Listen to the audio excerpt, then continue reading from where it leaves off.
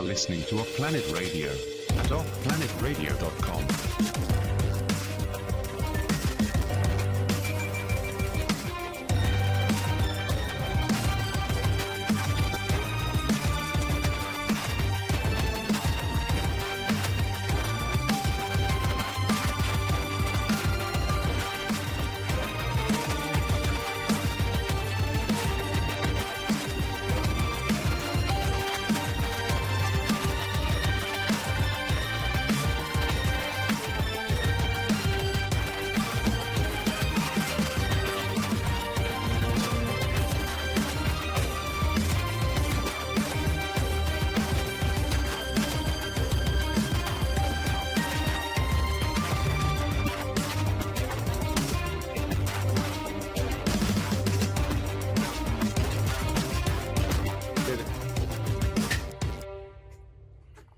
Welcome to Off Planet Radio, Off Planet TV. I'm Randy Moggins, and Emily is here with me.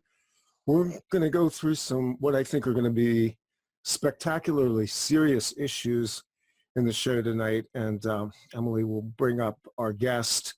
A couple of things are going on right now. As we go through a transition here, we're obviously not on a network anymore, so what we need to do is we need to be the network.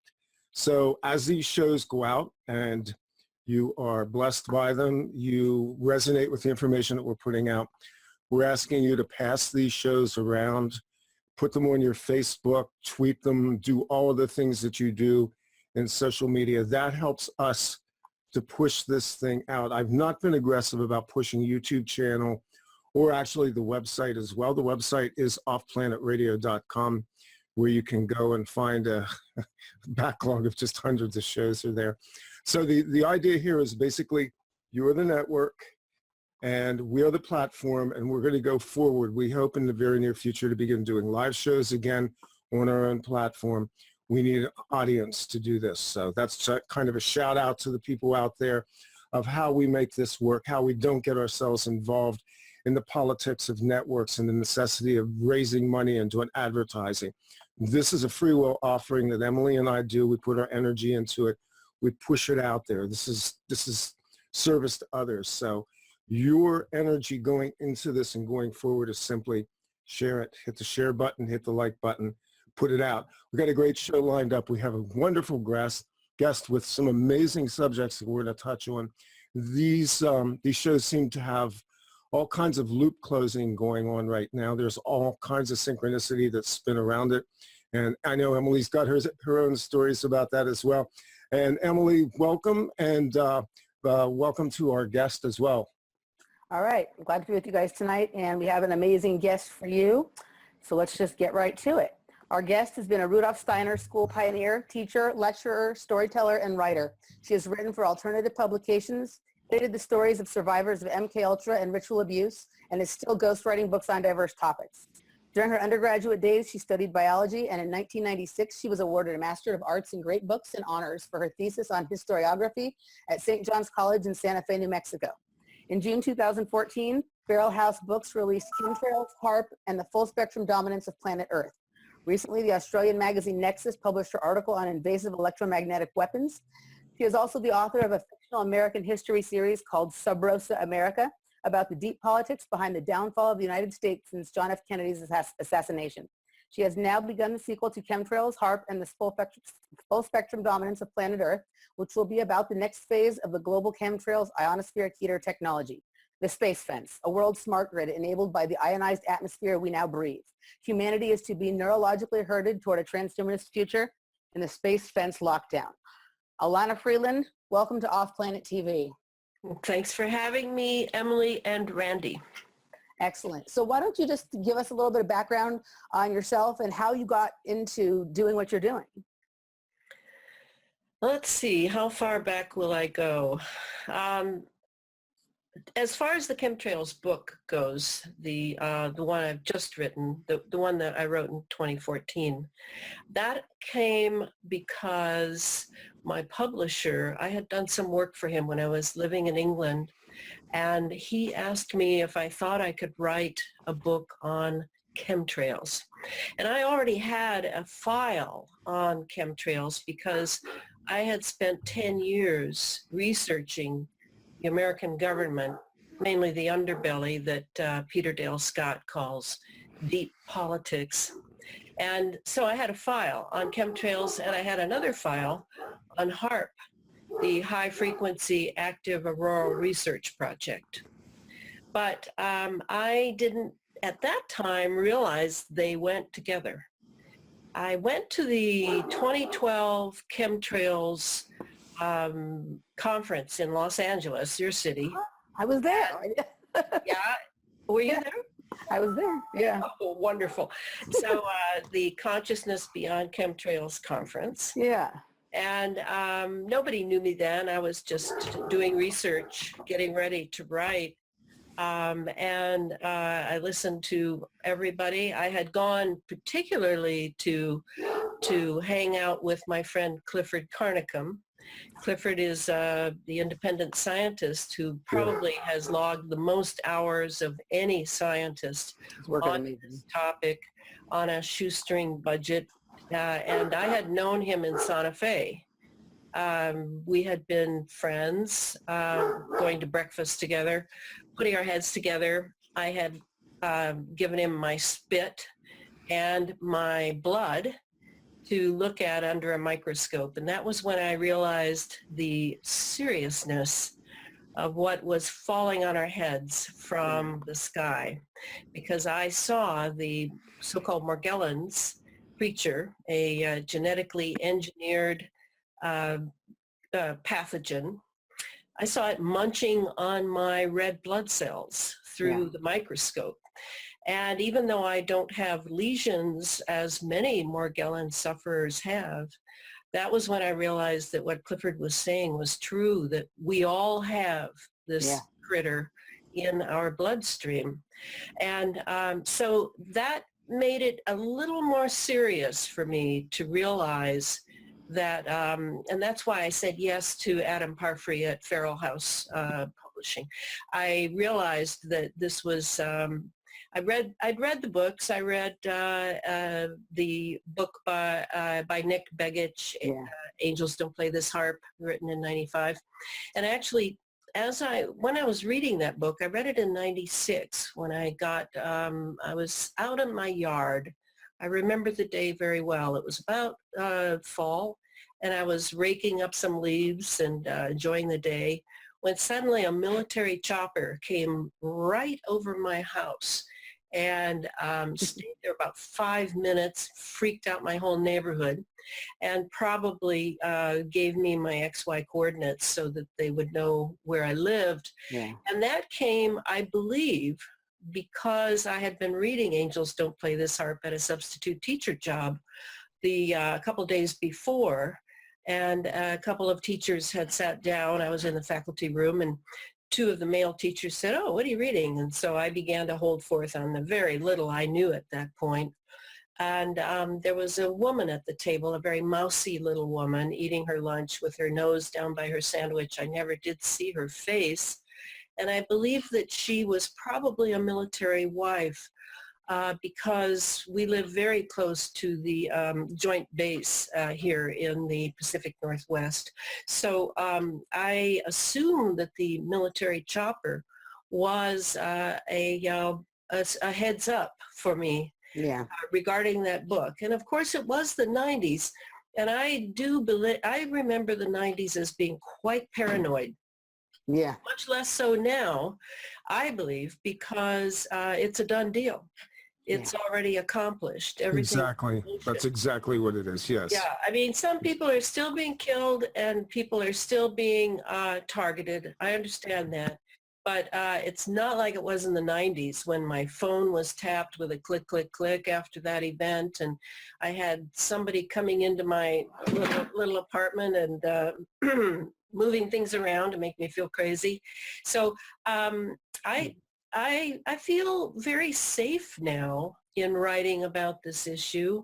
I actually, unfortunately, feel I might be doing them a favor by clarifying the technology for the layman who read. I mean, most Americans don't read anymore. So I just feel that these books, and I'm now finishing the Space Fence book, I feel that I am a witness to my time, and that this is probably the most important event that at least I can see for the future. And that's why I feel like this is the exact thing I should have been doing, even though when I was a young woman, I was bent on being an artistic writer. And that's why I wrote the Sub Rosa America series, 5 books about America since Kennedy's assassination. And I think that's the short story on how I got here in doing this. And it's been 3 years of my life so far, closer to 4 now, with 2 books under my belt on this topic. And I will write one more because I didn't have room in this book to put 3 chapters in on synthetic biology. And that's a really crucial issue. And you were there then, Emily, when you heard Sophia Smallstorm give that fabulous presentation. So I really want to, that's the last thing I'll say on this, will be the 3rd book. And then it'll be a little trilogy, and then I'd like to go and write some other things. Yeah. Wow. So, okay. So one of the things, so I spent the weekend this weekend with your book. I've been familiar with your work since you really came out with it. Heard you on many interviews and discussed it with lots of people, but I spent the weekend with your book. And one of the things I've always liked about you, and your book was true to that, is that you synthesize the information that is coming from a lot of different sources and different researchers. It seems like a lot of the other researchers into chemtrails and HAARP, if they get onto sort of one version of the issue and they just stay there, sometimes almost to the denial or exclusion of the fact that these other things exist. Like some people will discuss chemtrails, but deny that Morgellons exists. Some will say that HAARP exists, but not chemtrails. You know, like it's this weird thing. You really synthesize it well, and I think pay the proper respect to the different researchers in the different areas and the way you pull your information together. I really appreciate that about your work. Can you just for our listeners who maybe haven't read your book or aren't familiar with your work, can you explain to them? They all know, I think, what chemtrails are and what HAARP is, but can you explain to them how these things are working together and what's going on because of this? Yes, and that's the crucial thing. It's important to understand what the big picture objective is. And the big picture objective for this technology, some people think it's depopulation. I don't think it is at all, though I think that that people are dying and getting sick, and enriching big pharma and the medical industry is a perk that they are very much interested in. And as you know, there are weather derivatives on Wall Street that they're making a mint on, insurance agencies, assurance agencies. All of them are in this for the big bucks. But the real reason for it is military from beginning to end. And I do believe I am the only writer, at least that I know of, that really sounds that alarm loud and strong, that we have a military which is completely out of control, and they are behind all of this with their grant money fingers on the stash to make the universities and all the other agencies obey this one mandate. And I simplify it by saying it's C4. C4 is the same thing as the old C2, which was command and control military doctrine, but this is command, control, communications, and cyber warfare. And this is what I meant by the title of the previous book, Chemtrails, HAARP, and the Full Spectrum Dominance of Planet Earth. Full spectrum dominance is a military doctrine, and by that I think they mean 2 things.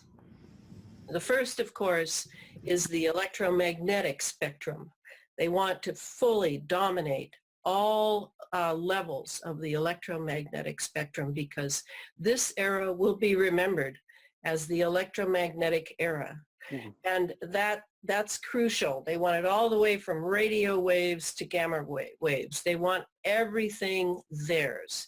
And the other aspect of full spectrum dominance is simply to control society, to control planet Earth at all levels, so that all of the Earth is now a battle space. And the famous and wonderful nun, who was also an epidemiologist, Dr. Rosalie Bertell, she wrote a book about using planet Earth as a weapon. And that is, I'm echoing her work in mine. And I particularly, in the Chemtrails HAARP book, I really wanted to just sort of document everything that we knew up to then. Because I'm telling you, in the last 2 years since that book came out, there is a whole lot more that's happened.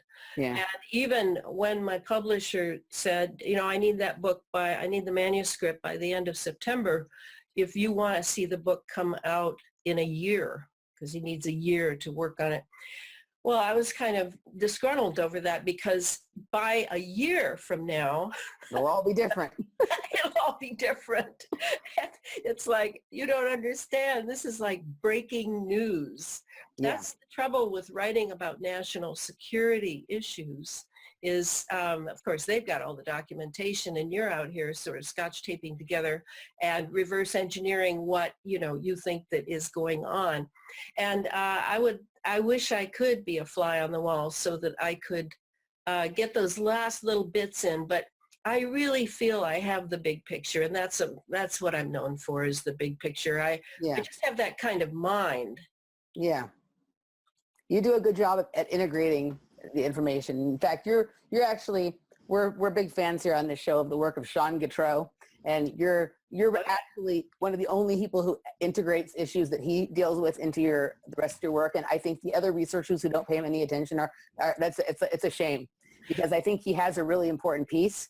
And you do seem to be really good at integrating all these different things. Well, that's the Sean's work on what is in the skies. Yeah. Is it matches my my 7th military operation, which is detection and obscuration of exotic propulsion technology. Yeah. And I mean, I always visit Sean's site to see what he's got.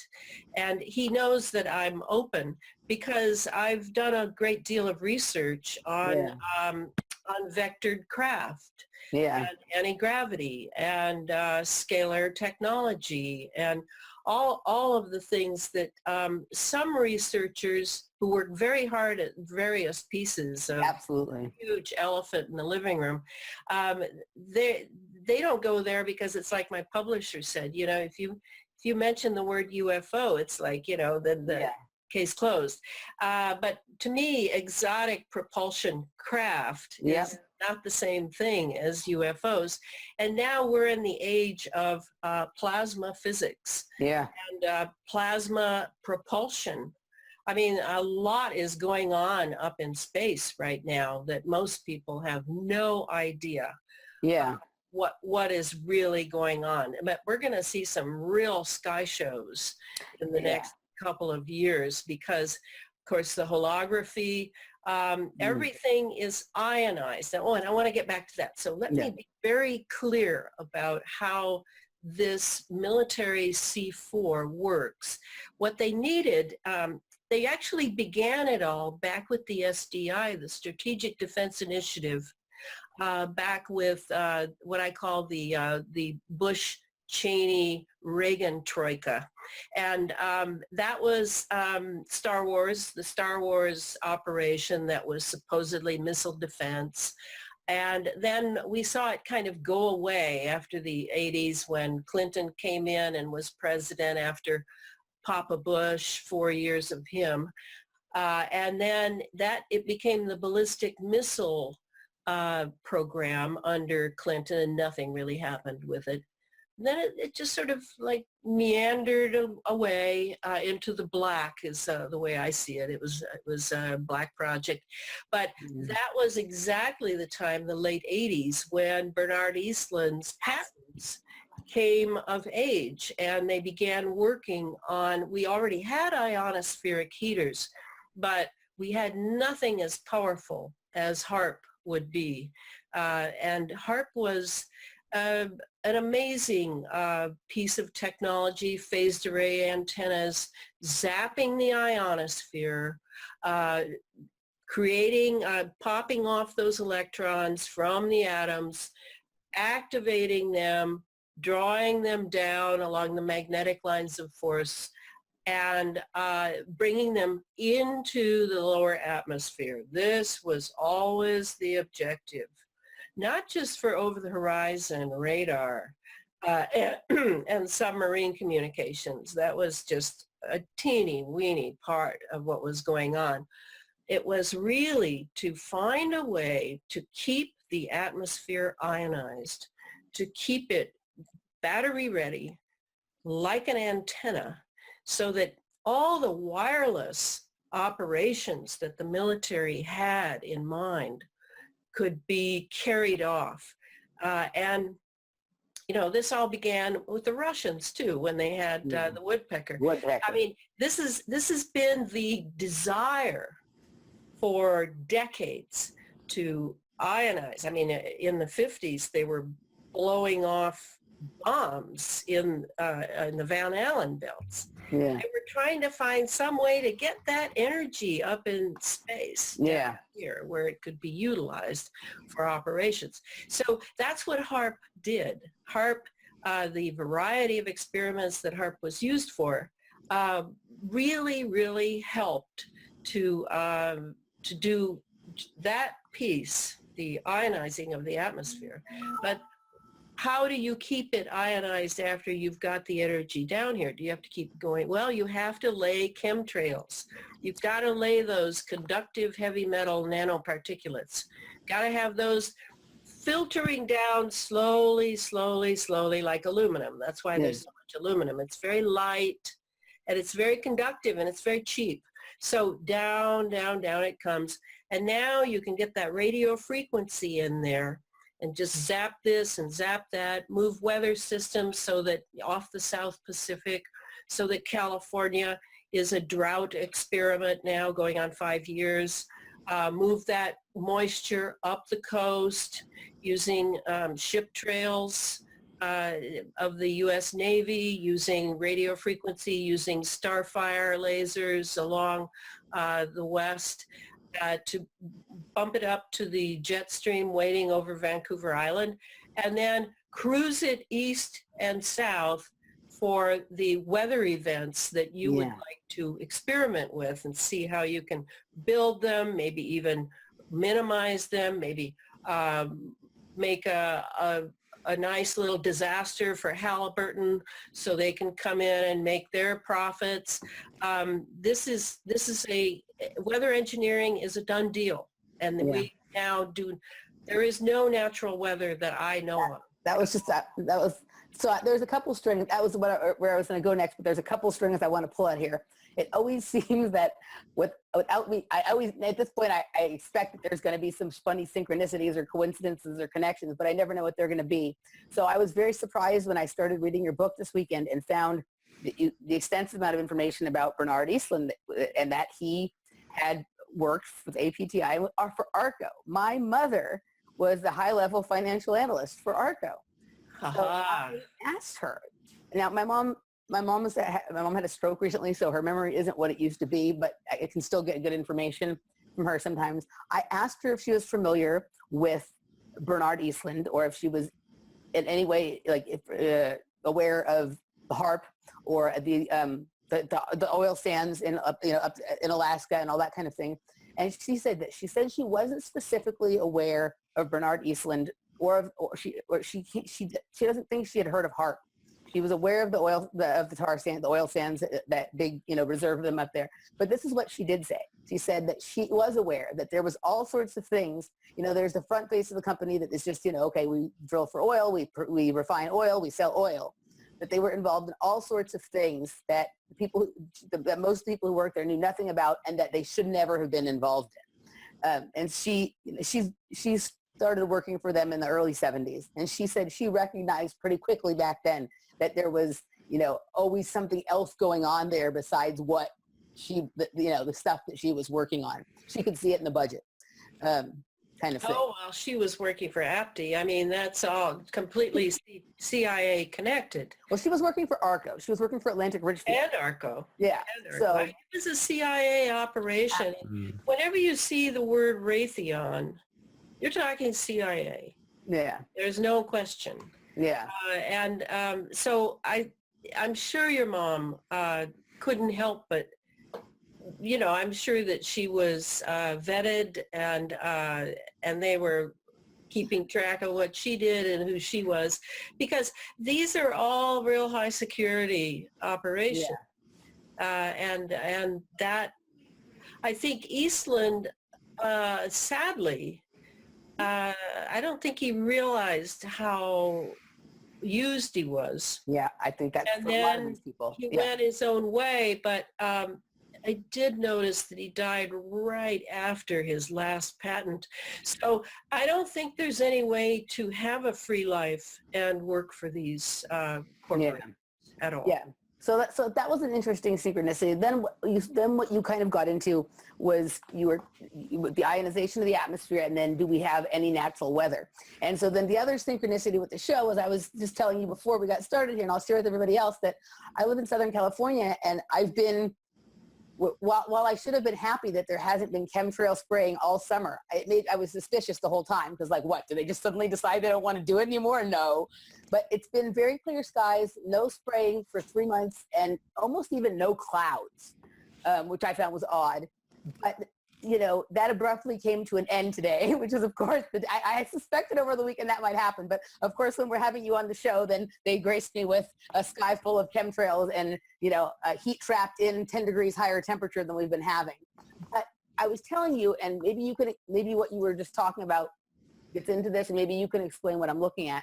During that period of time when I didn't see any chemtrails, I noticed that the sky didn't look normal, that it looked almost fake. It feels as it's closing in. Like, it's almost like I feel like I can reach out and touch what used to be really far away.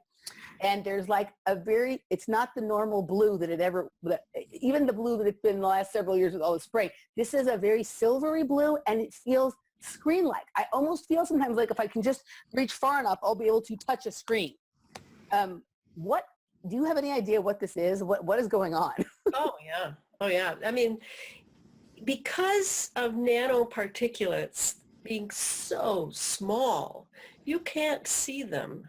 Right. You can't see the smart dust. You can't see the metal particulates coming down, sifting down. You're looking through tremendous amounts of material at the atmosphere. And it does look blue, but it's a paler blue, because you're looking through a lot of material.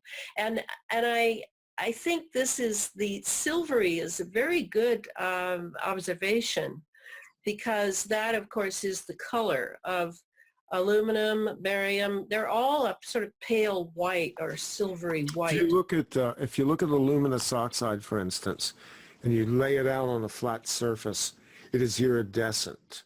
Yeah. Yes. When it's suspended in the air, in light, it creates its own spectrum. It's like a very shifted spectrum that you see when you see luminous oxide. You add to that barium and strontium and all the other heavy metals that are laced into this, you obviously have a very different atmosphere than you had before all of this was introduced.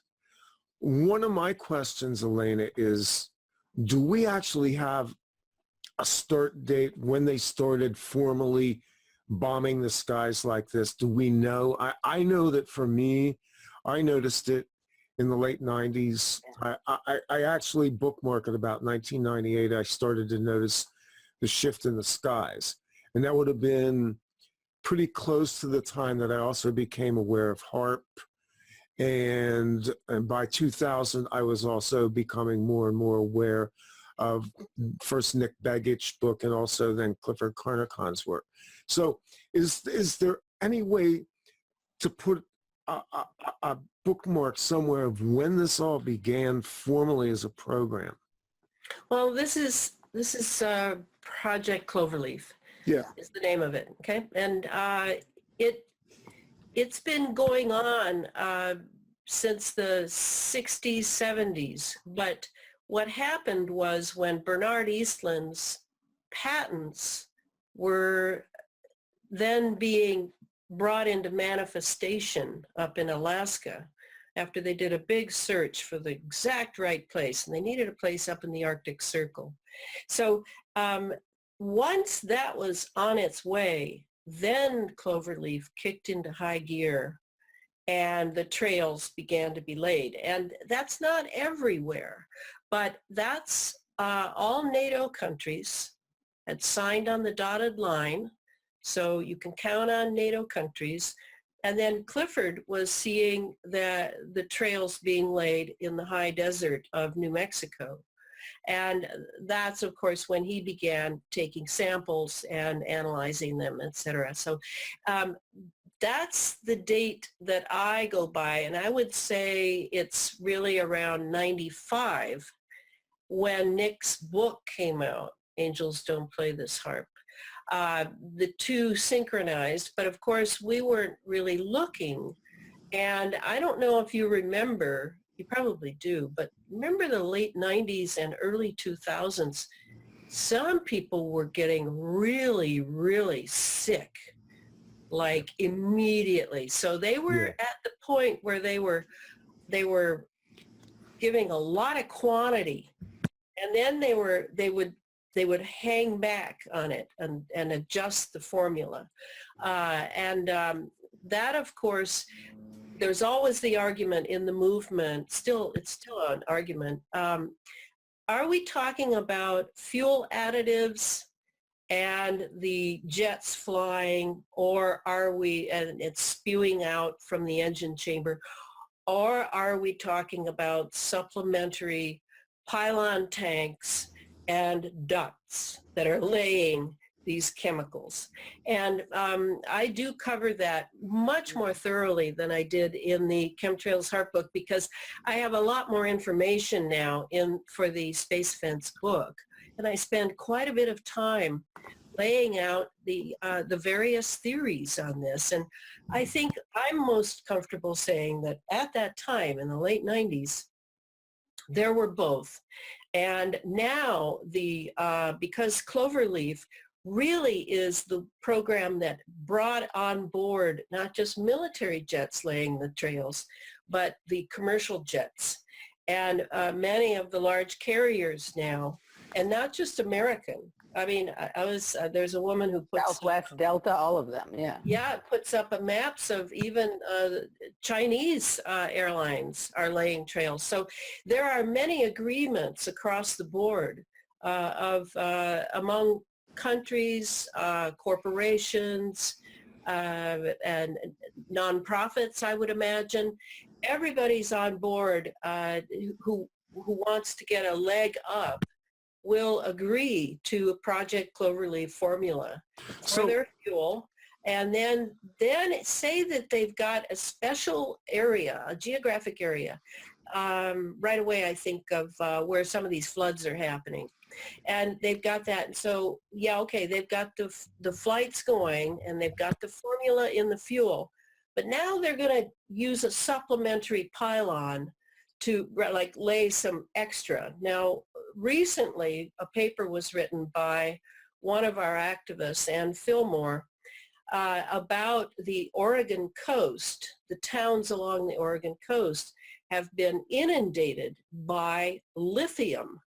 And with possibly with additional psychoactive chemicals, because people have been feeling stoned, woozy, ill, diarrhea in female dogs and female animals.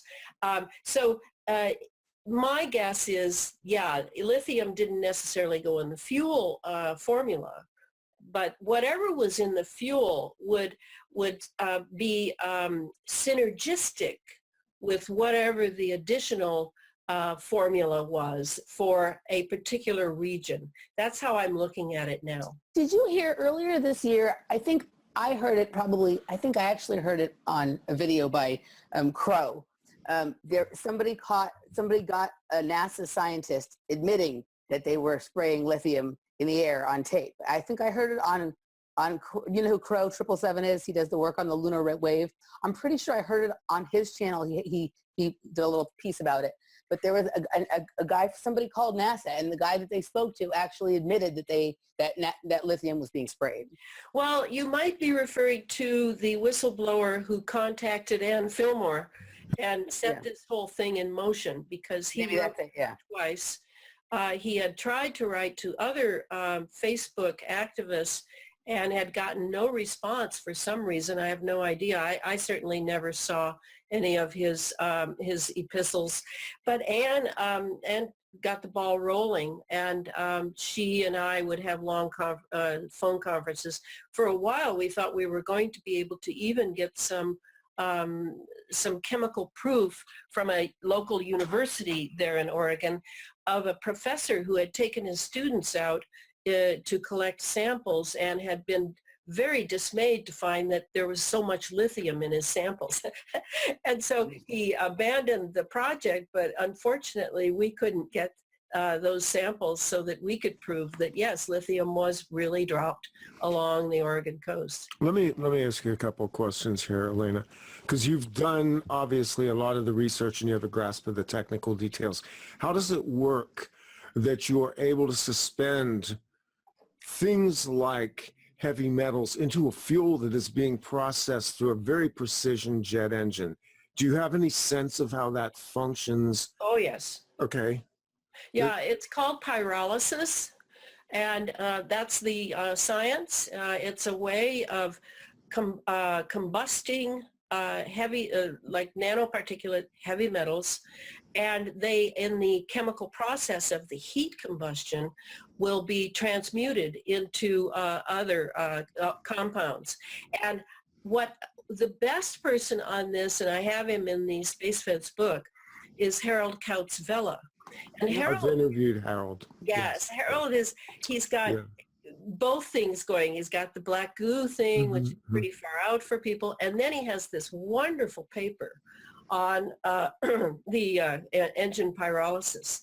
And that's what I've included in the book. And I sent it to Harold, and he gave me a couple of corrections. And so that's going to be in there as one of the theories. I mean, another theory is that, it's mostly sulfur that's being used to deliver the chemtrails. That's the matrix that the chemicals are in, is a sulfur matrix. Another person is saying that it's coal fly ash. So, yeah, we have, and to me, this is just one small part of it. Yes, I would love to know the exact absolute answer, but there are so many other things going on with this technology that I try to pay attention to the other things, because there's so many good people paying attention to the delivery system itself. Yeah, actually, anecdotally, in 2010, 2011, I was flying into Phoenix, Arizona, circling over Phoenix, coming down into what would be your landing altitudes, your altitude circling to go into the airport.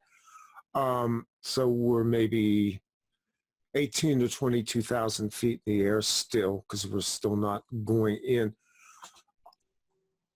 To my side of the plane, I look up and I see a smaller plane coming in, I'll say less than 1,000 feet above the plane, maybe 1,200, 1,400 feet. Small craft comes beside the jet that I'm flying in, and then begins to open up something that begins laying down these trails as we're flying in. I believe that craft was evergreen. I have every reason to believe that. Once I got on the ground, I began poking around a little bit and talking to some of the people there, and they pointed me to Evergreen. And in fact, we even drove out to where Evergreen was operating outside of Flagstaff. So having said all that, it looks like this is multimodal in terms of the use of commercial, military, and very specialized craft that are being done by these military industrial complex contractors. Right. So I agree. It's interesting. You were just talking about Arizona. When I first noticed, I'm a little younger than the two of you. When I first noticed, I think when I was little, I used to see what was called skywriting in the sky. You know, remember when they used to do that kind of stuff? And then I didn't see that for a long time. And then when I was in 1997, I lived in Tucson, Arizona. And I would drive frequently from Tucson to Phoenix. I was coaching gymnastics, and we had a lot of gymnastics competitions up there. Also, I'd go up there, visit people, and go shopping, whatever. And I would notice between Tucson and Phoenix, which is about 90 miles between the two of them, I was like, it was a blank, there wasn't much to look at. That was when I started noticing all these crisscross patterns in the sky. And I one day noticed that the planes that seemed to be making them seemed to be coming down between Phoenix and Tucson in this area called Marana, which there's a base there. I actually think that's where a lot of this stuff is emanating out of, because I was noticing these things, and then it was just all kind of coming to a head in this spot, Marana, which is just closer to Tucson, but between the two cities. And that was my first time noticing them, and I've noticed them ever since. So that, that's interesting that we're all kind of at that area is really where that's kind of started emanating from, about that time. I think it's important to realize that, like, you haven't seen any chemtrails most of the summer over Southern California. Every region in at least NATO countries, and those are the people I'm in touch with, people in NATO countries. I'm not really in touch with anyone in China or Russia and places like that. Some places are getting inundated. Yeah. You have to understand, and I know you do, that whatever the agenda is driven regionally. And there will be bases like Marana and Evergreen Air. There will be places in like the Southwest, in Texas, in the Southeast, in the East Coast, that are sort of, chemtrail center. But so many people gauge the delivery of chemtrails according to what they're seeing in their teeny weeny postage stamp sky. And that is simply not how it is. This is a global process, and it has to be global because they want C4. They want communications. They want to enclose the entire Earth in a bubble that is ionized and ready to go at 24/7. And to do that, one person who has talked about where the money comes from for this, my gosh, the money, is Catherine Austin Fitts, who talks about the breakaway civilization. And Farrell, too. James Farrell, he talks about it. So there is obviously another level of finance behind this, and that's what happened for me in going to the space fence, is thanks to Billy Hayes, who is known as the HAARP man. Billy has been a friend of mine and a great advisor to me in all things chemtrails and HAARP and space fence. Billy has directed me to look at how now we're returning to the Strategic Defense Initiative. And now we have the ionized atmosphere. So now we can do what initially was the idea of what was called then a shield. Now I will call a fence, because this fence is actually being laid above the planet. And on the planet, you have the entire infrastructure, so that first of all, they're using the weather systems to activate and keep active the ionized process in the atmosphere.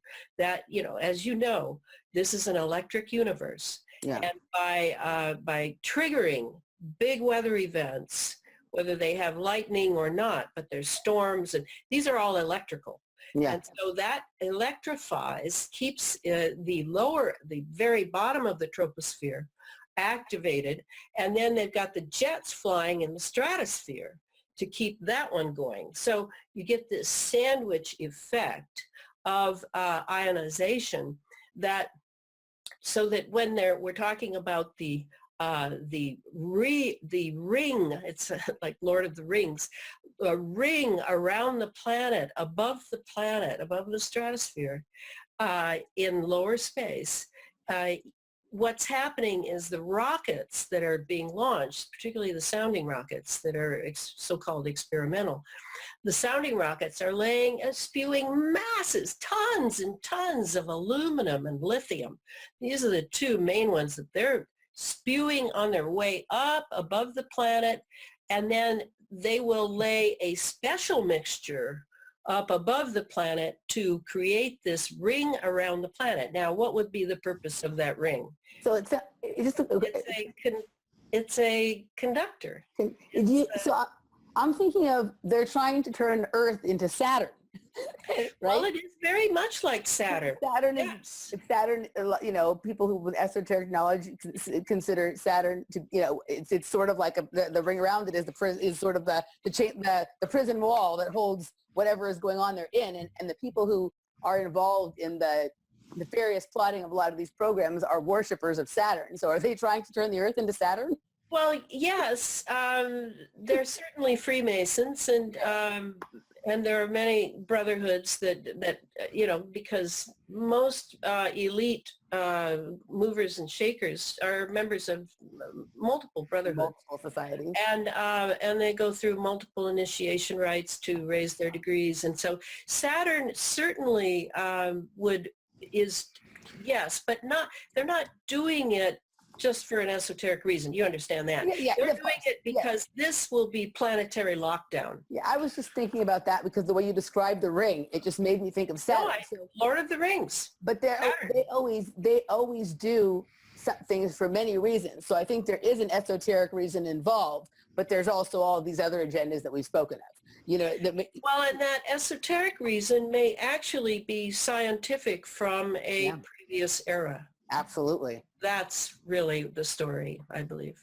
And Saturn had something happen. Yeah. It's a long time ago, and now we're on a similar trail. That was really where I was going with it. So yes, thank you for taking us there. Randy, did you have something you wanted to ask? I noticed you. Yeah, and I was actually wondering if I should paste this question because we'll be bumping up against a break here in a few minutes, but maybe we'll just toss it out and let it go wherever it's going to go. And that is, okay, so they've laced the atmosphere with all these particulates. They have planes in the sky constantly. They have seeded this into the atmosphere. They are electrifying all of the layers above us. But at some point, how do you erect something that is, you're calling it a space fence? How do you erect something that is that permanent from something that looks to me like such a hodgepodge ongoing operation? You're talking about encasing the planet, basically. So where we're at now is we have these regionally controlled systems. Obviously, weather is constantly being manipulated within certain regions. California has seen no rain. They've seen no chemtrails. Whereas here in the East, we have had what has been the wettest summer in terms of rainfall and the driest in terms of what's actually wound up in reservoirs and in the mountains, which is the weirdest thing in the world to see our rivers here flowing with water, but you go into the mountains and where it counts most, which is your aquifers and your reservoirs, they're almost dry. Well, and that's the aluminum. The rain you're getting is a dry rain. It's not a rain. In fact, I'm recommending to everyone, do not go out in the first hour of a rainfall because that will be the heaviest of not just aluminum, but aluminum is the important part for all the heat incubation that happens, and for the forests. I mean, we have whole forests dying now because of the aluminum content of the soil. You see it in the mountains. You see these lines, and I've seen them. The trees are they're dead from the top down. Yeah. It's so tragic, makes you want to weep. And it's all for C4. It's all for that. I don't know why, but I sometimes get these weird hits. They call it Project Cloverleaf, and clovers have 4 leaves. And it's the C and the C4, and I just wonder if in their symbology, that's the 4 Cs. Very possible. Yeah, I hadn't thought of that. Right. Yeah, and the aluminum is a huge problem. California, it isn't just the aluminum from the chemtrails that California is suffering from.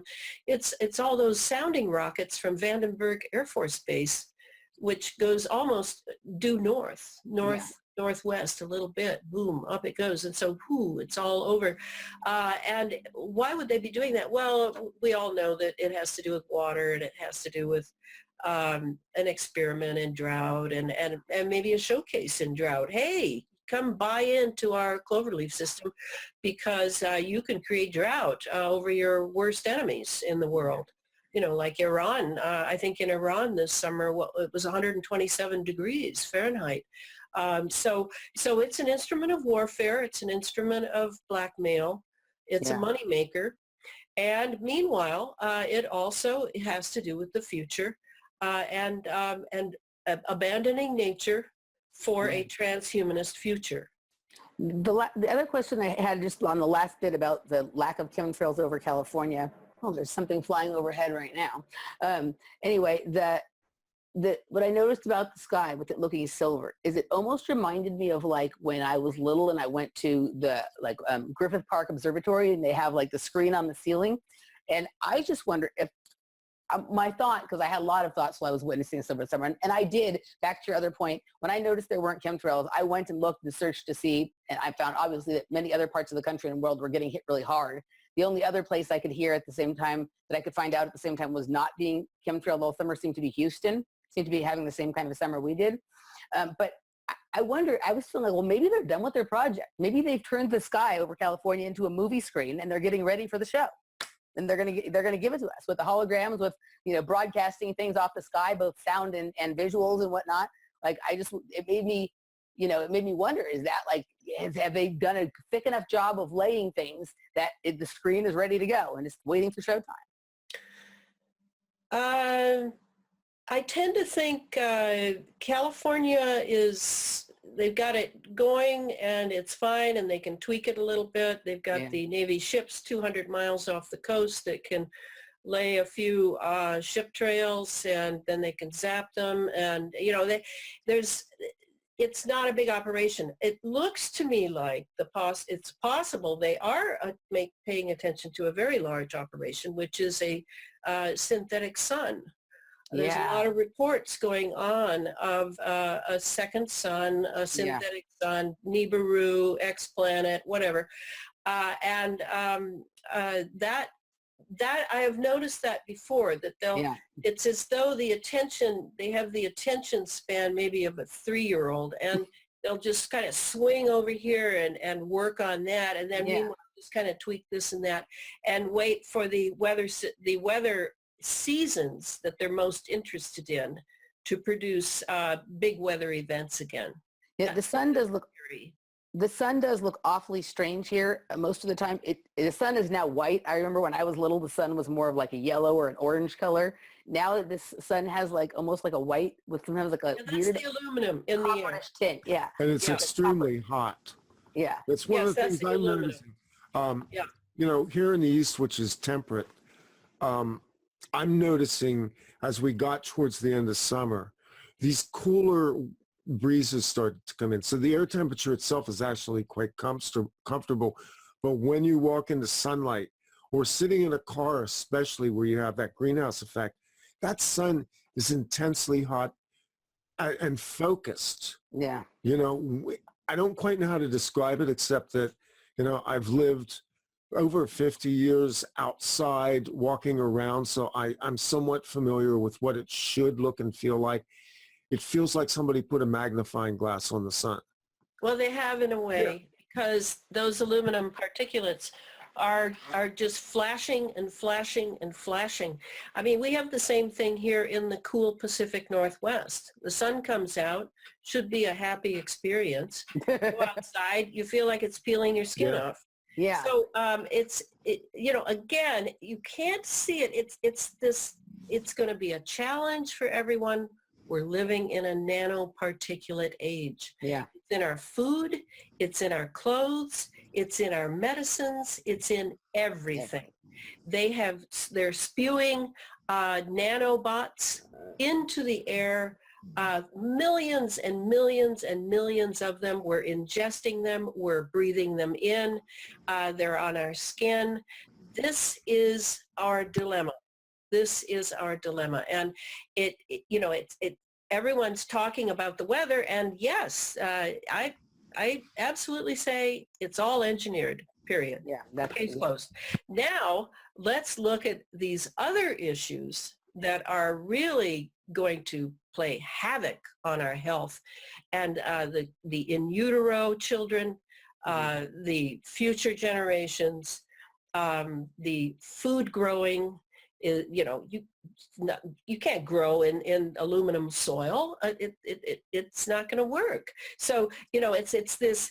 It's how huge it is, and at some point we should look at a few of the possible remedies for that, because there are ways to live in this without being depressed. I'm not depressed. I'm pissed off is what I am. Yeah. And I am committed.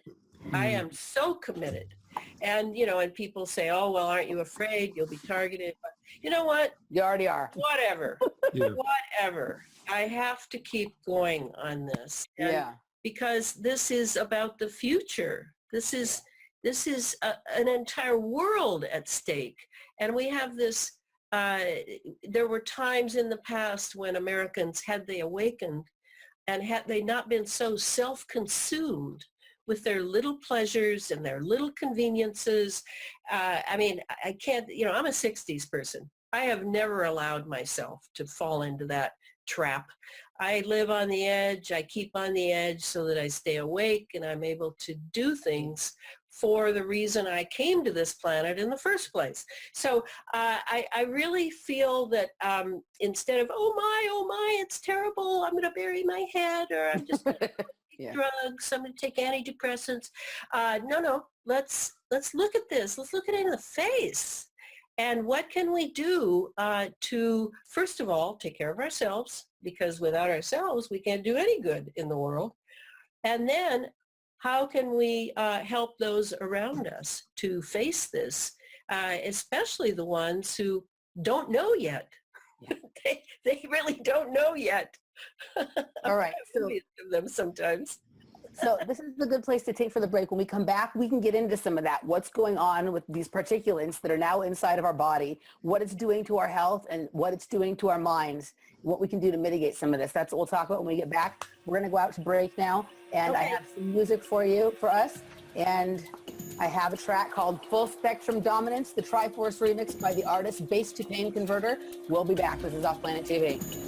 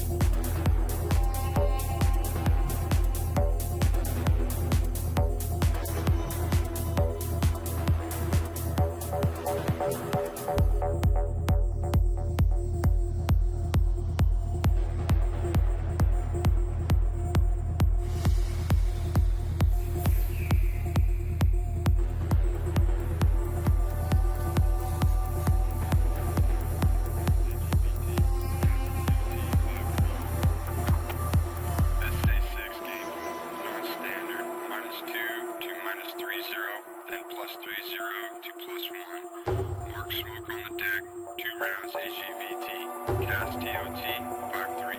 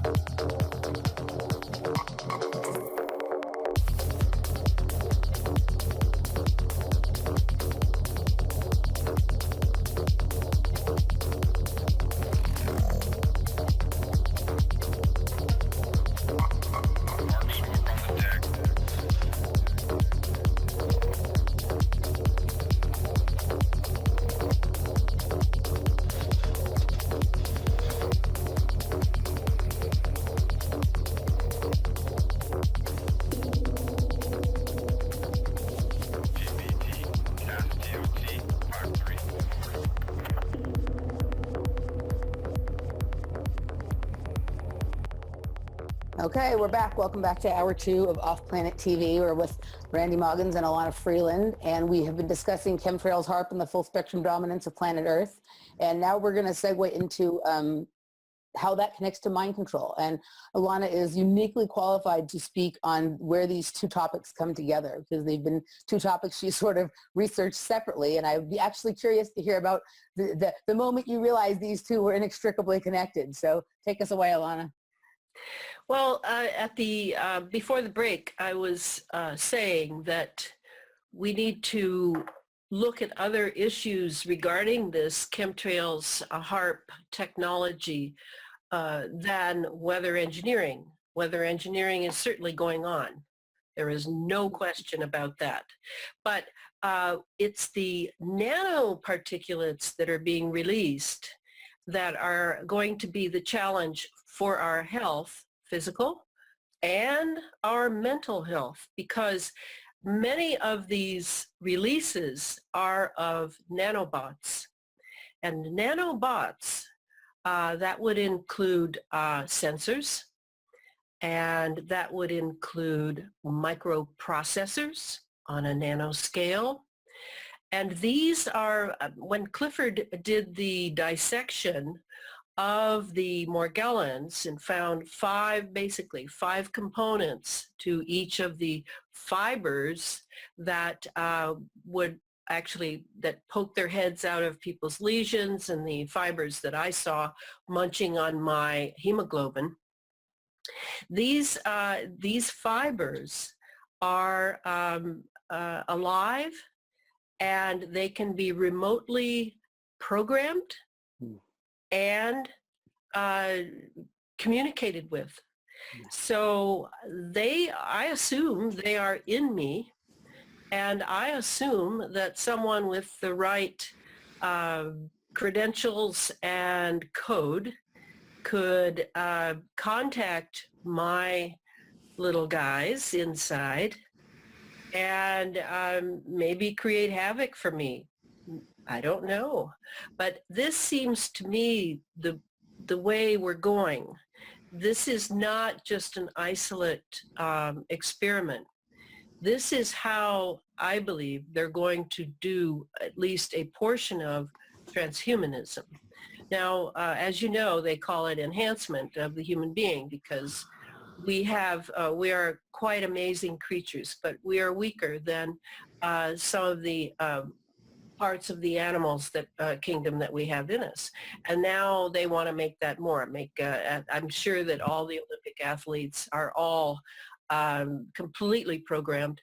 And I see that we're going to have to reckon with this. It's kind of like when someone has worms or a tapeworm or something. Yeah. You go, ooh, suddenly your pristine, lovely body has turned into, has a parasitic relationship with a microorganism. And that's, I guess, why it doesn't bother me that much, because I know that, and biology was my other degree, I know that I have thousands of organisms living in me, some symbiotic, some parasitic, whatever. And so the Morgellons is, and Clifford renamed it the cross-domain bacteria, is just another one. But what Clifford is not working fast enough on, sorry if he ever hears this, is that I want him to really look at the electro-optical nature of the Morgellons, of the cross-domain bacteria. Now that's something that Harold Kautzvella does talk about, the electro-optical. And that to me is the future of mind control, is the electro-optical nature of the nanobots. When you're talking about masses of people, that would be a great way to do it, to turn the masses into workmen, and or whatever you're going to turn them into. And then you would have, of course, the special and elite mind control subjects that you would prepare to be like the old days: sex slaves, drug mules, Olympic athletes, Hollywood stars, popular singers, etc. So I do see it very much as connected to mind control in the sense of a hive mind. This would be perfect. And how they'll do it is with our ionized atmosphere and all of the metal, the very conductive metal particulates, they can pulse frequencies in.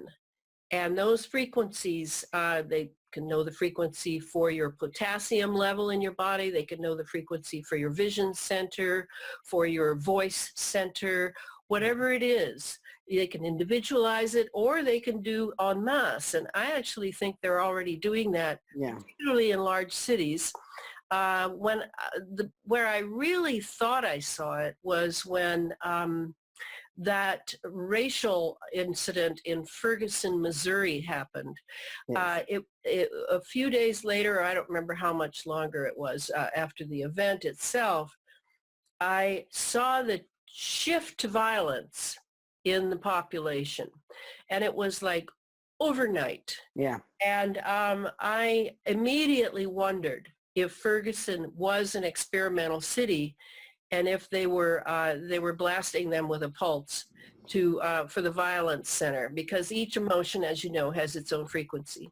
It's interesting you say that. I remember just the year prior to that, during the standoff at the Bundy Ranch, somebody reporting that a few days into it, they began spraying them extremely heavily overhead, and they noticed that it simultaneously with the spraying, people started to become more aggressive, and there started to be more tension build in the situation. So yeah, I would agree with you on that.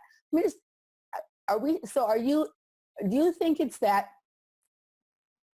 they were spraying these things in the air for weather modification, and then they got into our body and they realized they can do all this stuff with that?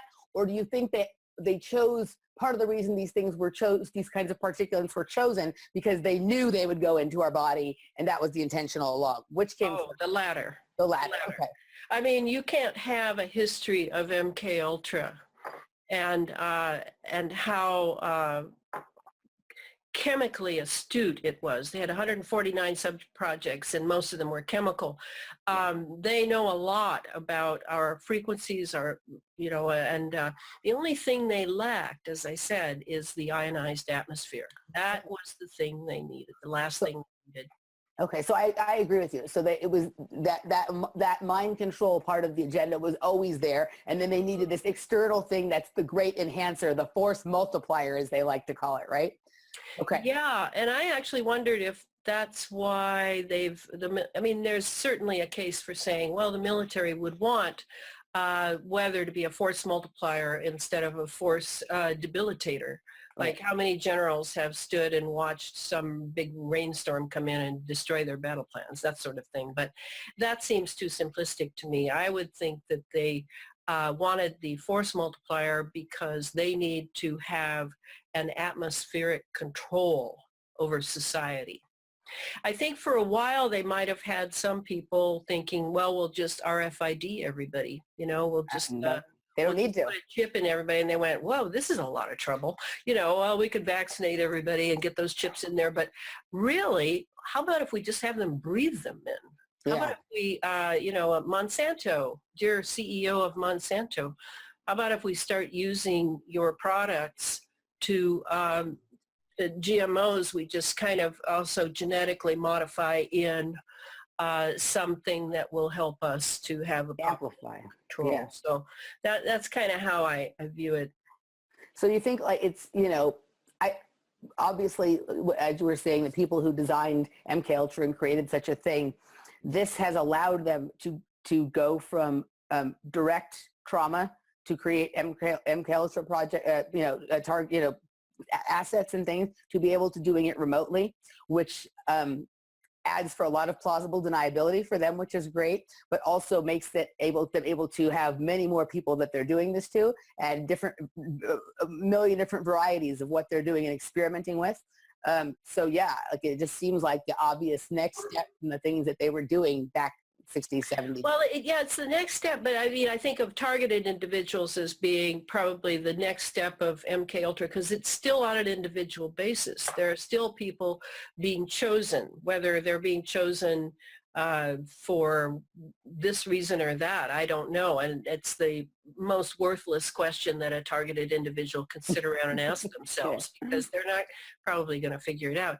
But what I'm talking about is just mass consciousness. Mass consciousness, and this is more along the lines, to me, of the Nazis. This was something that they wanted to have. And again, you cannot have it because electricity, electromagnetism will not travel through a vacuum. You have to have particulates. You have to have something that it can activate in order to keep it resonating. And that's the magic word that Dr. Robert O. Becker gave us, is the resonance is what is going to get us. Because whatever pulse they're pulsing out here, we're going to resonate with it. That's just our nature. That's how our bodies and our brains are put together. And that is what they're counting on. They know we're resonant beings. Now, how will they protect their own children and wives and themselves? Well, they're going to have the antidote, just like they did for AIDS when they produced AIDS. So they'll have an antidote. They won't have to crawl into a Faraday cage. They'll have something that maybe they can take a pill, maybe they'll take a shot, maybe it'll be, something on their head. I don't know what it'll be, but they always take care of themselves. Yes. And now I'd like to get to the next part of it, and then we can go anywhere you want. But okay, so the ray of hope here is, and it's to me more than a ray of hope, because I feel I'm living evidence of this, is your consciousness is a tremendous shield. And if you fall prey to fear and anxiety, then you will produce acidity in your body. I promise you that. And acidity is a condition always, it goes along with disease, and it always goes along with death. So I highly recommend that people look at their lifestyles and begin to make adjustments to keep the body alkaline, so that the consciousness that hopefully you are all developing will have something in accord with it, whereas acidity is in discord with consciousness.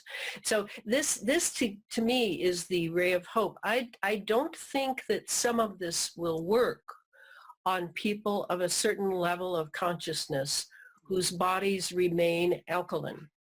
And this is what I'm banking on anyway, because I know they won't win in the end, this empire thing. I mean, just think of how people felt back in the Middle Ages with the Catholic Church and the domination by the Catholic Church. We have a different domination theme going on now. Yeah. And it also has to do with its branching off of the planet into space, which will present a whole other reality that we will have to deal with. I mean, I certainly believe there are beings around the planet and above the planet and in the planet who are all engaged in watching this great drama of the free will creature known as the human beings. Yeah. There is no other free will creature than the human being. And they're watching to see what we do, because we have let things go till the 11th hour, maybe beyond. And yet there are beings and powers ready to help, if only we will do our part on this side and set a course of battle, including our highest consciousness and the care of the temple of the living spirit. This is all we need to do. And yet, what a challenge it is for free will beings. It's so easy to just take a little pleasure. It's so easy to just hide under your pillow. How will we meet this challenge? And I really feel that the drama is at a high pitch now, and many beings are watching to see what we do, because all we have to do is reach out. It isn't a matter of, they will not take the place of our free will. They will wait until we ask and petition. And I don't mean begging on our knees. I mean asking with all the courage and might that we have for the future to retain this planet for several thousand more years at least. This is what I represent and what I want to represent. And for me, it's the reality. It's not a hope, really. It's what I'm banking on. Yeah, what you just said was, I think, are really important. I agree. For many, many years, I was doing a lot of research, consuming a lot of information, and becoming very knowledgeable about stuff, but still really living from a place of fear and anxiety, and not honoring the free will that I have, and not being in control of my life. Getting my health under control was really the first step for me getting control of my life, and not being reactive, becoming proactive. And I would agree with you that I am so much less affected by this now, this kind of stuff, than I was back before I started that process. And you're absolutely right. The diet, and what you were saying was really interesting about the elite have an anecdote. I remember when I went to a nutritionist, I was having some health problems, and I found a naturopath nutritionist who specialized in candida, who tremendously helped me get my health under control. And actually, one of the things that's really interesting about Clifford's cross-domain bacteria is, I think what it really is like a synthetic version of candida.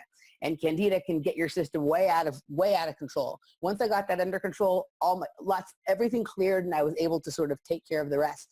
But they may have the antidote, but it's entirely, they probably do have a pill or a serum or a blood cleansing thing that they do.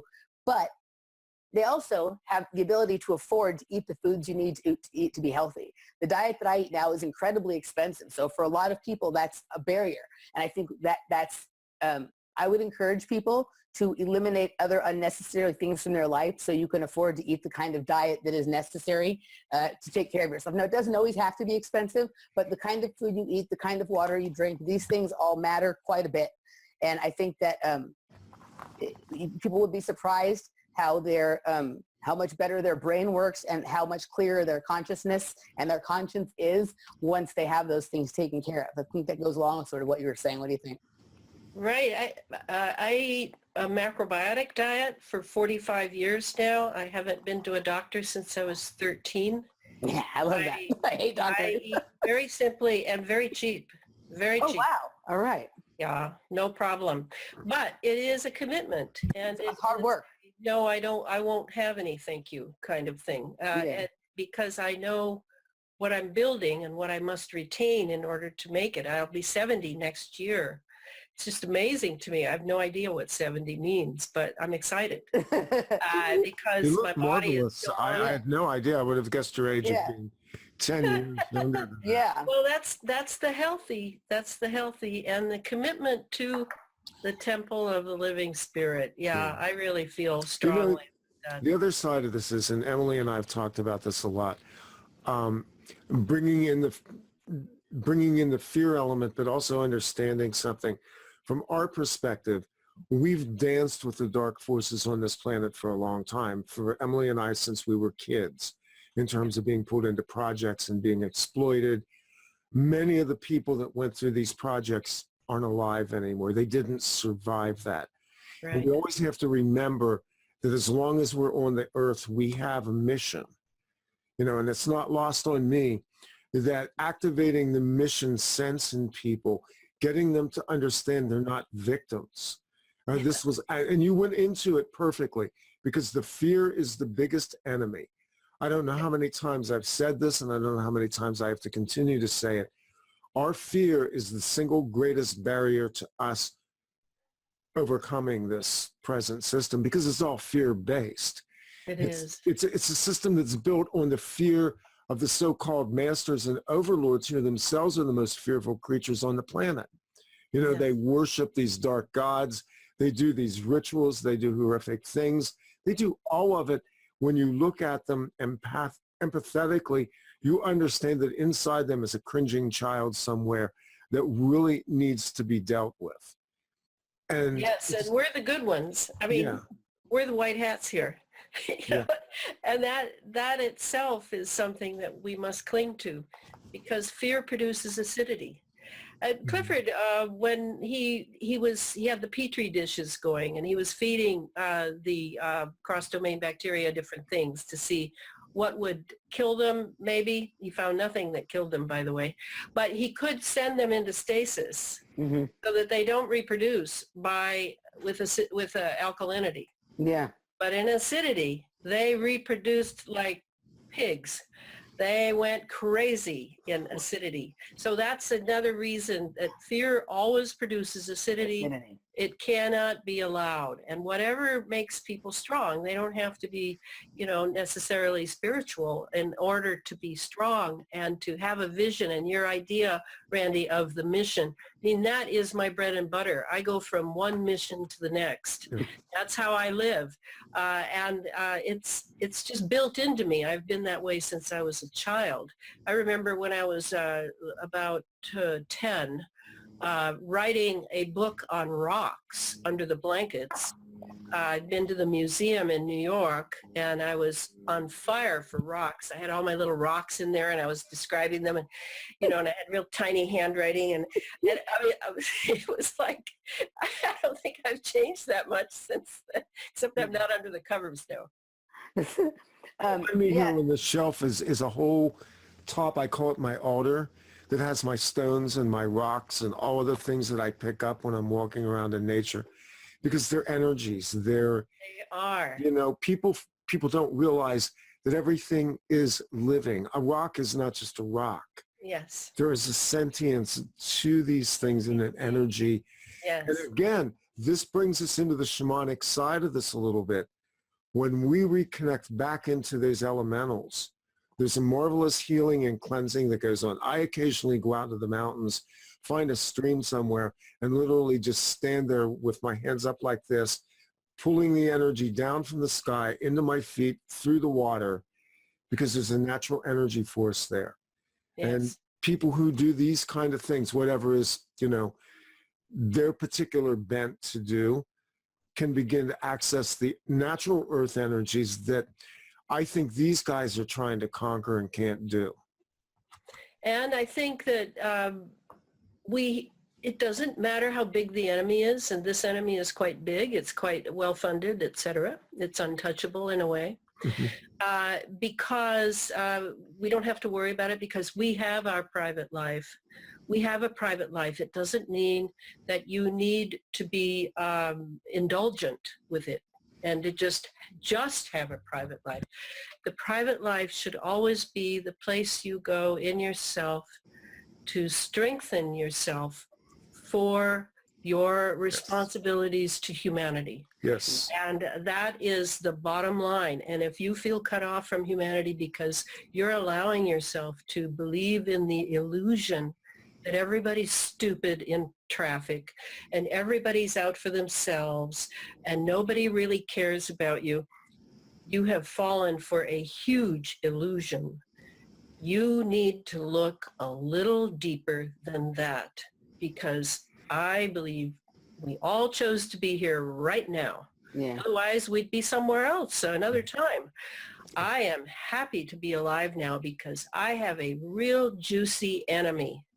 And I am a warrior. You're a warrior. I was going to say Bottom that. to I was gonna, top. me too. Me too. I just, you know what I say about the beginning of the month, Emily, my warrior woke up again. Yeah, no, I think that's all true. I mean, I think that, you know, we're universal soldiers, and we've chosen to be on this battlefield at this time. Yes. And Yes, I'm a student. I don't know if you know this, Emily, but I'm a student of Rudolf Steiner. I do. I was a Waldorf teacher for many years, and I'm also still a student of Rudolf Steiner, who is a tremendous, tremendous initiate with amazing things ways to teach you how to really think. Yeah. And I've always been smart, but it was really my studies in Steiner that taught me how to merge my heart and my smart. Yeah. And now I have such an amazing capacity to think, big picture, et cetera, spiritual to a degree, you know, multi-level. And I owe it to Steiner. But Steiner said something that I always remember, and that is that humanity is the religion of the gods. Yeah, I love that. That's great. It's because of our free will. Angels don't have free will. No. Archangels don't have free will. Even in the scriptures, Yeshua told the people of that time, did I not tell you that you are gods? You know, and I've always been amazed that people read the Bible and they never read that verse, because I always looked at that and went, whoa, that's a really big statement. So yes, I mean, I'm not saying quite that, but it is similar. We are the free will creature and the religion of the gods. They are interested in us, and that's our task, is to hold our free will as high as we can instead of sinking it under our appetites and our fears. Yeah. Hold it high, because it's a real gift. Absolutely. So let's move on a little bit here. A little birdie told me that you're an absolute expert in the topic of Twilight language surrounding mind control specifically. And one of the things we've been talking about, well, we go into all sorts of stuff on this program, but it always ends up at mind control here. So we've been talking a lot about how much we just did a really great special on the television show Stranger Things. I don't know, or the Netflix series. I don't know if you're familiar with that. But it's an ongoing conversation between myself and Randy, as well as many of our listeners, about programs like Fringe and Stranger Things and Person of Interest, Blacklist. All of these programs coming out are either very directly or indirectly referring to mind control, MK Ultra. And you were one of the earliest to write fictional novels about this kind of thing. Can you tell us a little bit about your books, and then let's get into this topic of Twilight language. Oh yeah, Twilight language. I wrote the series Sub Rosa America, 5 books. I didn't know it was going to be 5 books to tell the story, but that's how it turned out. And I had tea with Kennedy in the Rose Garden, John F. Kennedy, in 1963, August. I was at Girls Nation. Bill Clinton was there in Boys Nation. I didn't meet him. I spent the week with LBJ.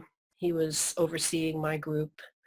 And then on the magic day in the Rose Garden, when we had tea, I was singled out by Kennedy, and who said I looked like his wife. And I was sort of a star for a day, for 15 minutes of fame. And when I went back to my state, I gave talks on my day with Kennedy. And then 3 months later, he was dead.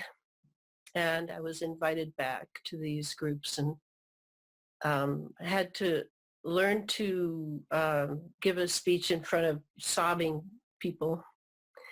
It's hard to believe how hardened and cynical many Americans have become now, but back then we were babies. We were real babies, and boy, they murdered him on TV and just blasted us, and then did the cognitive dissonance of showing Jackie crawling over the trunk 1 million times, just like the Twin Towers falling 1 million times. Yeah. So without television, this kind of mind control could never have been as effective as it is now. And what I'm speaking of is Twilight language, because it isn't just the greatest book I ever read about television was Jerry Mander's book, 4 Arguments for the Elimination of Television, written in 1977, and no one's written a book like it since. Oh, I never heard of that. Oh, it's the best. I used to teach courses at University of Washington and extension programs on that book.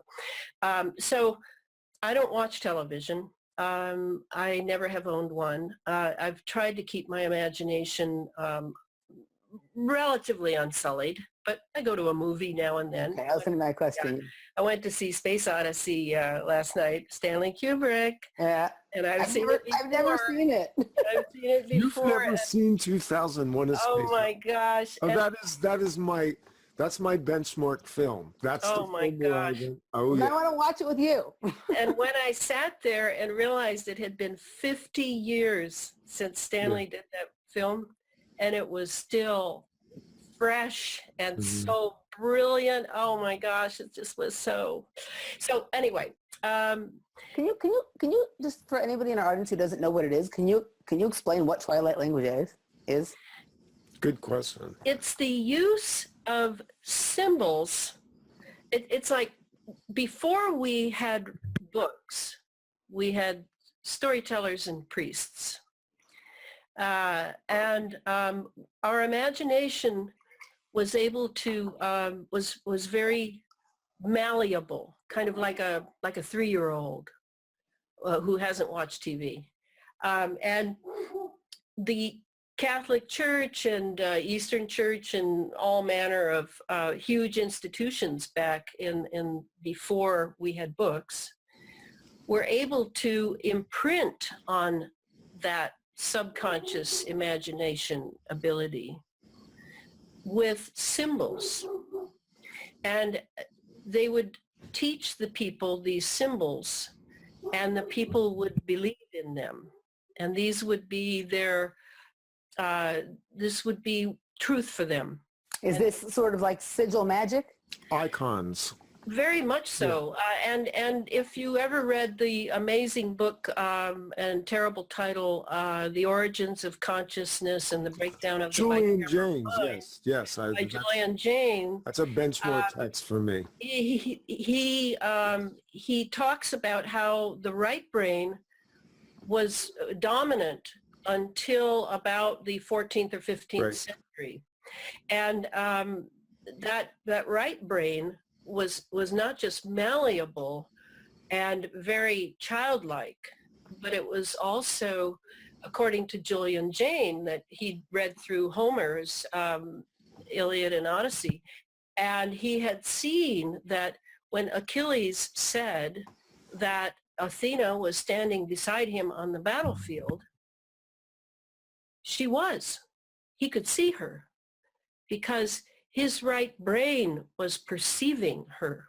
The receptors, the right brain was basically, and correct me if I'm wrong, because my understanding is the right brain was basically the receptor.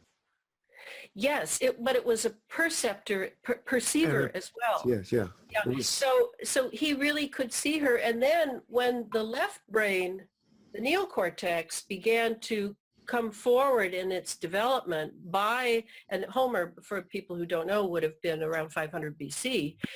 So 2,000 years, 1,000 years later, in the 1400s, when we had the age of discovery, so-called, and the age of empire, that then the neocortex began to come forward and the right brain began to recede. Yeah.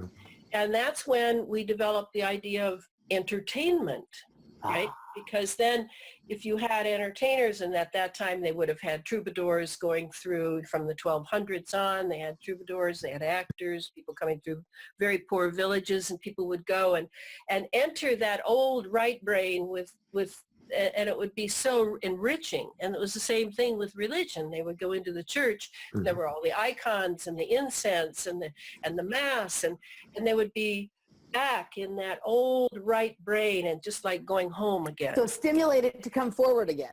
These things would all stimulate it to come forward. Okay. Because the left brain was, of course, not as developed in the masses because they weren't educated. They didn't have a cultural process they could go through like I did, where I went through school and grad school, Right. And be able to enter ideas so that left brain had a real meal for itself. Yeah. Now most people don't feed their left brain anything worth having. Yeah. And so they get kind of rigid, and their imagination, their right brain It's totally receded. I think it turns immoral. It turns to pedophilia and pornography, going on the net and ending up in the dark web, and so Gotcha. So we have this imbalance, and of course, to operate free will, you need both. So today, because we're so left brain now, and the right brain is atrophying in a sense, and heading for imaginations that are not worth having or even destructive. Yeah. And eat you alive. Then they now are using again, and I don't think they ever stopped. As soon as they had the TV, they were using it. They're using Twilight language because they want to call up some of that right brain that really saw these symbols in every, I don't know if you believe in reincarnation, but I've known, I'm reincarnated since I was a child. So, from previous lives, you have these symbols that have aggregated and are in their subconscious, and the right brain can access them, but only in a sense of a recognition and a feeling for them, and a feeling like I'm going home again. Yeah. That going home thing can really be used against us. Yeah. And that's the Twilight language. And the greatest I've got two people who've taught me so much about Twilight language. One, of course, is Michael A. Hoffman II. And Michael wrote, he's a real right-winger living in Coeur d'Alene, Idaho. I know Michael Hoffman. He won't talk to me anymore. He won't write me. No, I can imagine. He's quite temperamental, yeah. He's very temperamental. He used to be an AP or UPI reporter. He's a brilliant guy. But anyway, he wrote a book that is just a not to be missed short book, but power punch, Secret Societies and Psychological Warfare. And I read that, I don't know, 15 years ago or so, or maybe longer now. And it was a blockbuster. He was friends, along with my publisher, Adam Parfrey. They were both friends of another great, James Shelby Downard. And James Shelby Downard was a Texan who, whose autobiography I edited because it was so badly written. And Adam has published, under Feral House, has published Shelby's autobiography. And in that, you will see how the Brotherhoods play such a huge role in keeping the Twilight language moving, because you have Satanists, they know about the Twilight language, they use it all the time. Yeah. You have the Freemasons, you have the Vatican. Vatican would be the Jesuits. The Jesuits are masters of this kind of shadow language. And so how do you keep from being manipulated by this Twilight language? Well, you have to know it exists, first of all. And once you know it exists, then you can watch it. Like last night, I was watching Kubrick's use of Egyptian symbolism throughout the film. Yeah. And all the way from the first scene where there's a bit of like a crescent moon and a big and the sun, and you hear the music coming up, and you can feel it right away. I'm going into the right brain. I'm going home. I love it. And then my left brain's going, yes, but notice that Egyptian symbol. Okay. So I like that you went there. To answer your question, yes, I do believe in reincarnation. Somebody once told me that I'm on at least life number 19. So I do believe, at least, a lot more possibly. But that's interesting. You know, I've spoken on this show before about, and it's funny, you were just speaking about the Egyptian symbolism. I dance with my eyes closed. I'm a dancer, and I tend to dance with my eyes closed, and I get a lot of visuals. And a lot of it is very Egyptian. And what happened for me is I just started getting it, and I didn't know what, I mean, I recognized that it was Egyptian stuff, but I didn't know, it felt very deep and personal to me, but I didn't really know what it meant. And so a lot of my knowledge about esoterics began when I would go home and search for information on the symbols and the sites that I had sort of been shown during this visual process that would happen when I was dancing. And that sort of raised my awareness. Now, I can only imagine what kind of effect that would have on people who don't have the inquisitive nature that I have to go home and research that stuff. They're just being affected by that kind of symbol bombardment. And that's, you know. But that's the key, is there will be people who will say, oh, this must be from my past life. Well, maybe it's from programming. Yeah, I mean, absolutely. At a certain point, I came to the realization that a good portion of this, or even all of it, could have been, you know, an artificial intelligence program, mind control programming. You know, I have a lot of... No, symbol programming is very, I mean, that's what they use. They use symbols to program. I mean, I even got to the point, me and Randy have talked about this a little bit. I haven't talked about it so much on the air, but I strongly believe that they use sacred geometry for programming in Paltra. And I actually have had visuals. I can actually see how they're doing it sometimes. And I haven't been able to figure out exactly how to speak about it. But I think that goes to exactly what you were talking about. Yeah, and I think that... I think you just kind of did there, Emily. It's kind of hard for us because we hear about these old religions, and, you know, it's kind of like how people are about... Very bizarre to me, how anything, it's called Orientalism, anything Asian is like the Dalai Lama.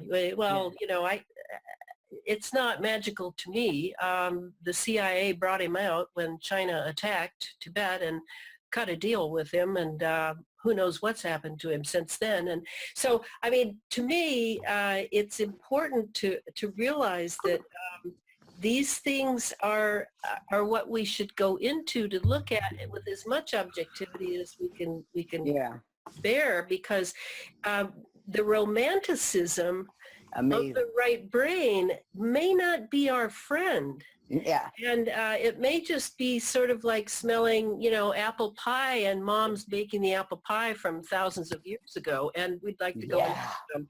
But we have a job to do here And that's what we need to concentrate on, Yeah. and not be swayed and taken out into a la-la land of one sort or another. And it's tough. I mean, it's not tough for me because I'm a knowledge freak, but I watch people, and it's so easy to be hoodwinked, and that's a Masonic word. Of course. And they know how to Been do it. talked about on this show before. Yeah. Yes, they know, they're experts, and the Jesuits are experts. And these people have not gone away, and they are not nice people. The high degree ones, the low degree ones just send in their dues, so that their money can be used for terrible things. But I think that Twilight language, like in a poem, you'll have Twilight language there too, but it's sort of enclosed in the poem, and that's all right, that's all right. But when you use it to control people and to move them, like right away I think of the Disney films. Yeah. But they're doing all the penises and the vaginas and and all the weirdness that are in those So cartoons weird. are sticking in there. That's all going into the subconscious. And that will not be a friend to that child. So Yeah. people are doing their children a great disservice by not researching these things before they set the Yep. child in front of the TV that sends them into alpha wave. And going into alpha wave is not our friend either, even though it's way fun to listen to some really good jazz or some really good music and just kind of cruise out. Just as long as it has, some bookends, and you're going to get back to the job, Yeah. then it's all right. But hypnosis, never. Any of the things where you're checking out, you've got to put bookends on that, because it looks like old home week in the right brain. But it may, That's kind of where we've been going as well, because one of the last shows that we did that we just released, Emily was heard saying, "I'm trying to stay in my body now and to feel things from this place and in my physicality," which Yes. was, the more that reverberated with me, because she said to me a few times, "I need to stay in my body because sometimes I tend to go kind of astral." And we get carried away with this. I mean, Yes. I've used brainwave states meditatively, but consciously aware of it. Now, maybe you differ in that respect, or... You mean on tape or something? Yeah, basically, even using binaural beats and things like that, but in a very mindful way. In Yeah, other words, I guess I do. I don't know that I trust the people making those presentations. I guess I use paranoia as a sixth sense, actually. Yeah. Yeah, because I know I've listened to some a little, but I'm one of those people that I can't go under it. I was, people tried to hypnotize me years ago. I just can't go under. But it isn't that I was a professional storyteller for many years, decades. I know hundreds of myths, legends, and fairy tales. And believe me, I can weave the spell for the people in front of me. And I'm in it too. I'm in that story. And now, is that a Steiner thing with the myths, legends, and fairy tales? Because Yes, I know yes. that Well, that's integrated into Waldorf. Yes, we tell a different theme every year because phylogeny recapitulates ontogeny, because each one of those children has lived a life that matches the fairy tale, matches the fable, matches the myth, matches the legend, and etc. But anyway, from that I became a professional storyteller, because when I was a kid I was like a liar. I lied all the time. I didn't know the difference between lying and fantasy. Yeah. And even as an adult, I had to finally screw myself down pretty tight, because I still could go way out there. Yeah. And now that's, I can't do that anymore. I'm just here. And I think the thing I wanted to say about being in your body, Emily, is this world is sacred. A lot of people say a lot of bad things about this world, and humanity is so bad. Oh, come on now. A few are really bad, but most people are decent people. Yeah. They're kind of weakened. But this world is sacred and holy, and it needs to be redeemed by those who love it. Yeah. And to love this world is not to allow yourself to cruise out too far for too long, but Yeah. to really remain with the beauty and the wonder of this world. And, you know, when I leave this world, I will be looking forward to my next life here when I'll come back and really kick butt. Yeah, I think you're doing a pretty good job kicking butt in this life too. So, yeah, thank you for that. You know, I actually, my body used to be the scariest place for me, and I wanted to be anywhere but that. But these days, it's the only place I really feel comfortable. So I think that's, you know, it was really helpful to my controllers and programmers to have me out of my body. I was a lot easier to control that way than I am. Yes, that's how they do it. That's how they do it. I do, you know, I still enjoy I love dancing and I love the musical experience, and I'll let myself go get lost in it for a few minutes, but then right back, check in with myself, go again. Yeah. Whereas I used to just be able to check out for hours and just, I know. I mean, it was amazing. And I'm glad I went through it, because I wouldn't be in the spot I am now to be able to share some of these experiences and the things I learned. And actually a lot of the things, because I've always been inquisitive and I've always been very good at paying attention, I actually was able to figure out a lot of this stuff because of that time I spent there. But I'm lucky. It's possible I wouldn't have survived that. So I'm lucky to have, and I know that I just can't do that. I can look for a little bit, and then I have to pull back, debrief myself. Okay, look for a little bit. But if the choice is between being able to be here and being, and even if it means I have to never go there, then that's the choice. I have to be here. So yeah, I agree. Very good. Very good. Yeah, it's a process. It's a process. We're a process. We're not a product. We're a process. Yeah. Yeah, absolutely. Randy, do you have anything else you want to say? No, I just feel like a space cadet right now because I still do it. Hey, that's not how I wanted you to feel. No, we're much more grounded now than we used to be. That actually is part of it. You know, you're talking about telling stories, and stories themselves take us into a place of imagination, and the imagination is underdeveloped in this left brain westernized world. Right. And it's probably the greatest frustration I have is the creative impulse, and that so much of that is lost in our culture now because of this passivity that we have. How do we engage the system? How do we creatively take all this information that we just put together over the last almost 2 hours, engage the information, engage all of the things that we've talked about, and creatively find solutions for all of this? I know that you're part of doing that, so just that's a great place for us to go out on. Well, it's so simple. It's like, it's just get rid of those things that are too convenient and too comfortable.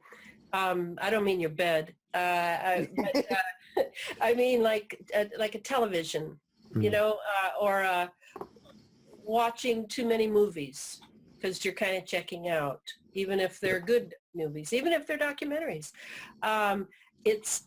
We have too much information, and we're glutted with it. We can't digest it, and we need more of a self-solitude. I mean, I don't expect people to be like me. I spend almost all my time alone writing. It's a very solitary career, I admit. I was a teacher for years, and I'm a natural. I just love it, and I still meet students all over the place who had me. But I do feel strongly that in order to save ourselves from our gluttedness and our gluttony, we need to get rid of things, not think of more things to do, think of less things to do. Yeah. Disband until you're very simple. Look around and see how much stuff you own. Get rid of a bunch of it if it's too much. I mean, we need to feel that solitariness as the privileged human being to live on this planet, because our enemy has in mind that there will be no humanity in the future, that there will be a very different cyborg hive mind kind of creature that can be utilized. So to me, the beauty of the human being has to be put forward again, and have real conversations. And if you can't have a real conversation, then don't have one at all. Is my philosophy. Yeah. I'm very bad at small talk. In fact, I've lost pretty much all my friends now that I've That is part of this process, unfortunately. HAARP space fence thing. They don't even know who I am anymore. That is an unfortunate part of this process, but you find some, you have fewer people, but you find more quality people. And I think what you were saying about the solitude is really important, and also about having a lot of stuff. And I don't just mean a lot of material stuff, but when there's so much stuff between us, it makes it hard to have a good human connection. So get rid of all the stuff and understand your solitude, and then have genuine connection with the few friends that you find that you're able to have meaningful conversations with. And and a really good book to get you in the mood for disbanding a bunch of stuff is to reread Viktor Frankl's Man's Search for Meaning, one of the greatest books that exists. All right. Very short, about his days in the concentration camp and what he discovered there. It's just a showstopper, and it makes you get down to the real things about life. And that's what matters. That's it. So I think that's a good spot to go out on. And Elana, this has been an incredible 2 hours. And First off, let's give her just space here to put out websites, book information, anything you want to. Oh, well, the Chemtrails, HAARP, and all my books are on Amazon. And I don't have a website because I have no time to develop one. But I have 2 sites for Facebook, because Facebook, ever since I was on Coast to Coast a couple of years ago, I've had a mass of people who know I exist on Facebook, and I never thought I'd be a Facebook person, but I am. And one of the sites is called Elana Freeland, Chemtrails, HAARP, and the Full Spectrum, which is all about this sort of science stuff and national security stuff. And then the other site is Elana Freeland, Sub Rosa America, which is about everything else. And you have to, they're closed groups, so you have to ask for permission to join, and I invite people to come if they're interested. great. Okay. And we hopefully you'll come back and talk with us again sometime, maybe when your book comes out. And I've thoroughly enjoyed this. And any last words, Randy, before I give us the music? I have no last words tonight. All right. Then we're going to go out with a track called Twilight Mantra by the artist Terra Chroma. Everybody have a good night. Randy? Thank you. God, that sounds horrible. What? This is going to be our signature music from now on because I've said that. Yeah, so we'll exit out of here. What's wrong with Twilight Mantra by the artist Terra Chroma? I don't know. I just got this whole mental picture going. They're quite interesting. Anyway. We don't have to have that music, Randy. You can pick another one. All right. The truth is out there. It's inside you guys. Find it. We'll see you next time. Right on.